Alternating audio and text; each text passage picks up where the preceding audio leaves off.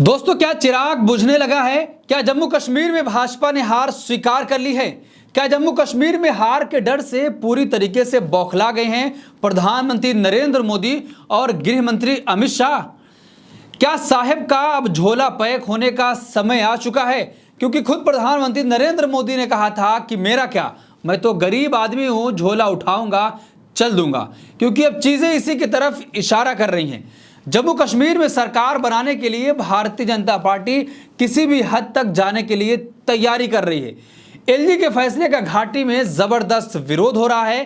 क्या हरियाणा की करारी हार को छिपाने के लिए यह सारा खेल किया जा रहा है? आखिर भाजपा 5 लोगों को मनोनीत क्यों करना चाह रही है? सारी चीजें आपको बताऊंगा इस वीडियो में। स्वागत है आप सभी का देश नीति में। मैं असरार अहमद। देश नीति, केवल सच्ची और पक्की खबरें। जम्मू कश्मीर में 8 अक्टूबर को विधानसभा चुनाव के रिजल्ट के तुरंत बाद 5 विधायकों को मनोनीत किया जाएगा और ये कोई और नहीं करेगा बल्कि वहां के एलजी करेंगे। गृह मंत्रालय के आदेश पर जम्मू कश्मीर के लेफ्टिनेंट गवर्नर मनोज सिन्हा 5 लोगों को विधानसभा के लिए नॉमिनेट करेंगे। ऐसे में विधायकों की संख्या बढ़कर 95 हो जाएगी और जो बहुमत का आंकड़ा 46 था अब वो भी बढ़कर 48 हो जाएगा। जिस तरीके से जम्मू कश्मीर के साथ साथ हरियाणा का भी एग्जिट पोल आया, जम्मू कश्मीर में कुछ एग्जिट पोल में कांग्रेस और एनसी गठबंधन को बहुमत मिलता हुआ दिखाई दे रहा है, तो वहीं पर कुछ एग्जिट पोल में किसी को भी बहुमत नहीं मिल रहा है। तो क्या भारतीय जनता पार्टी उसका तोड़ निकाल चुकी है कि अगर किसी भी पार्टी को बहुमत नहीं मिलता है तो सबसे बड़ी पार्टी बनकर, क्योंकि जो 5 लोग नॉमिनेट किए जाएंगे वो कहीं ना कहीं भारतीय जनता पार्टी का समर्थन करेंगे और सबसे बड़ी पार्टी होने के बाद सरकार बनाने का दावा पेश करेगी। और उसके बाद जम्मू कश्मीर में फिर खेला शुरू होगा कि जिस तरीके से एग्जिट पोल में दिखाया गया कि जो अन्य लोग हैं जो किसी पार्टी से चुनाव नहीं लड़े हैं, निर्दलीय चुनाव लड़े हैं, वो ज्यादा मात्रा में जीत रहे हैं।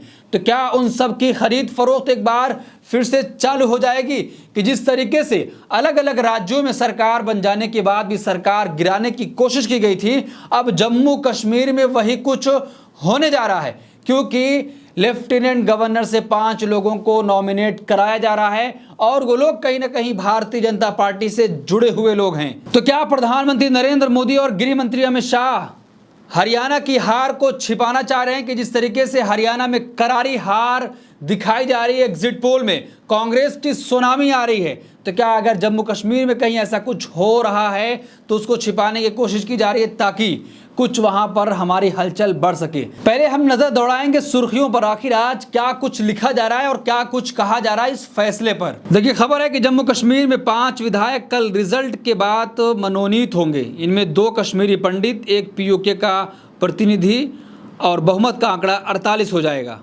दूसरी खबर है कि जम्मू कश्मीर में असली किंग मेकर होंगे ये 5 मनोनीत सदस्य। जाने एलजी के प्रस्ताव पर क्यों मचा है बवाल। तीसरी हेडलाइन है, नतीजों से पहले जम्मू कश्मीर को मिलने जा रहे हैं 5 विधायक, एलजी के फैसले पर भड़की कांग्रेस। और दूसरी खबर है कि क्यों कश्मीर में 5 विधायकों के नामांकन पर विवाद हो रहा है, कौन है ये लोग, सियासी पार्टियां इसका कर रही हैं खुलकर विरोध।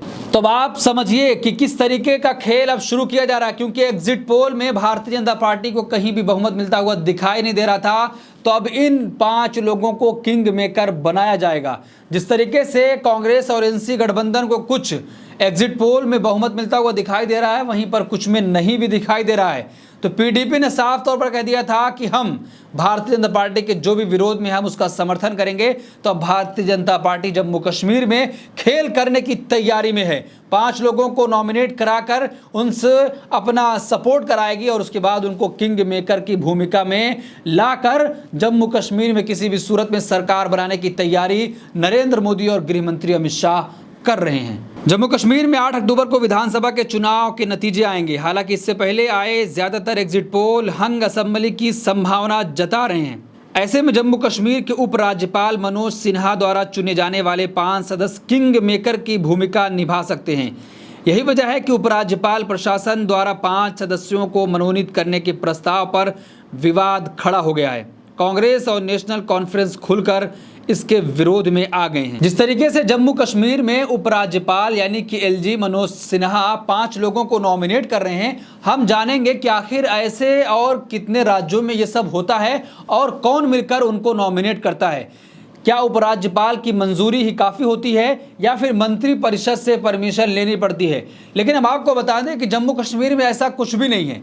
जम्मू कश्मीर में डायरेक्ट उपराज्यपाल और फिर गृह मंत्रालय के बीच मामला है। गृह मंत्रालय जिन नामों को सजेस्ट करेगा उपराज्यपाल उन्हीं को नॉमिनेट कर पाएंगे। तो हम इस वीडियो में जानेंगे कि आखिर और दूसरे राज्यों में क्या कुछ होता है।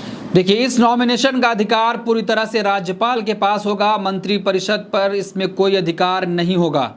ये काम राज्यपाल केंद्र के गृह मंत्रालय के साथ सलाह और मशवरे से करेंगे। सिक्किम विधानसभा मॉडल में बौद्ध मठवासी समुदायों के लिए सीटें आरक्षित हैं, जो मंत्री परिषद से सलाह के बाद राज्यपाल द्वारा की जाती हैं। और जहां जहां भी ये सारी चीजें हैं कि अगर एलजी नॉमिनेट कर सकते हैं किसी को तो मंत्री परिषद से सलाह लेना पड़ता है। लेकिन जम्मू कश्मीर में ऐसा कुछ भी नहीं है। और जो टाइमिंग है उस पर भी सवाल किया जा रहा है कि इनको कब नॉमिनेट किया जाएगा। जैसे ही नतीजे आएंगे, रिजल्ट जैसे ही घोषित होगा, उसके तुरंत बाद इन 5 लोगों को नॉमिनेट किया जाएगा और सरकार बनने से पहले पहले वो लोग विधायक बन जाएंगे। उसके बाद उनकी जो पावर होगी, अब पावर भी सवाल किया जा रहा है कि आखिर उनको पावर कितना दिया जा रहा है, क्या सरकार बनाने के लिए वोट कर सकते हैं? तो जी हाँ, पूरी तरीके से ये सरकार बनाने के लिए वोट भी कर सकते हैं और सारे अधिकार इनको प्राप्त होंगे।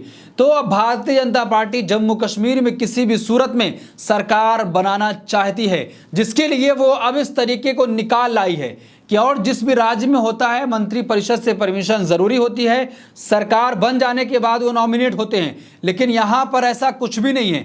जिस दिन नतीजे घोषित होंगे, अभी सरकार नहीं बनी है, उसके तुरंत बाद ये लोग नॉमिनेट हो जाएंगे और विधायक बन जाएंगे और उसके बाद सरकार बनाने में इनका पूरा योगदान होगा और इनका सीधा कनेक्शन गृह मंत्रालय से होगा और राज्यपाल से होगा। जो भी नाम यहां से जाएगा गृह मंत्रालय से, उसको राज्यपाल मंजूरी देंगे और उसके बाद वो लोग विधायक बन जाएंगे।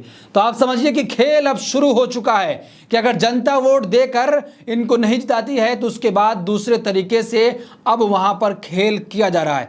तो भारतीय जनता पार्टी किसी भी हद तक जाकर जम्मू कश्मीर में सरकार बनाना चाहती है। सरकार बनाने के लिए वो राज्यपाल के पास नाम भी भेज चुकी है। हम जानेंगे कि आखिर वो 5 नाम कौन कौन है, क्या उनका ताल्लुक भारतीय जनता पार्टी से है या दूसरे पार्टियों से वो आते हैं। जम्मू कश्मीर विधानसभा संभावित मनोनीत सदस्य, पहला नाम संजीता डोगरा का है, जो अध्यक्ष हैं महिला मोर्चा जम्मू कश्मीर भाजपा की। और दूसरा नाम है सुनील सेठी, जो जम्मू कश्मीर भाजपा के प्रवक्ता हैं।